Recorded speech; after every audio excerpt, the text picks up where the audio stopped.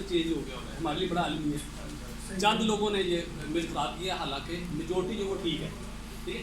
अच्छा, अगर आप लोगों को इनकी क्रेडिट रिपोर्ट मिल जाए, जो स्टेट बैंक ऑफ पाकिस्तान के इदारे, दो लिख लीजिएगा, दो इदारे ऐसे हैं जो आपको क्रेडिट रिपोर्ट दे देते हैं किसी भी पार्टी की, एक्सपोर्टर की ले लें, इम्पोर्टर की ले लें, पूरी दुनिया में किसी भी जगह से ले लें, ठीक है।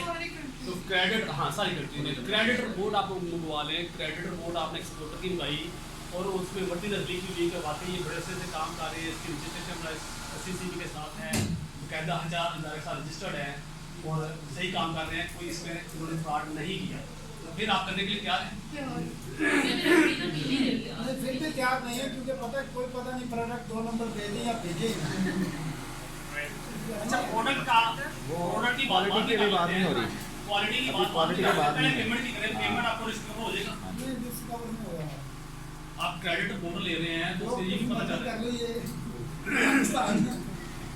एक्सीलेंट जी, ये अपनी जगह पे बात कायम है कि क्रेडिट रिपोर्ट से ये तो पता चल गया कि जो पार्टी है बड़ी ईमानदार है, बजट से काम करके प्रॉपर रजिस्टर्ड भी हुई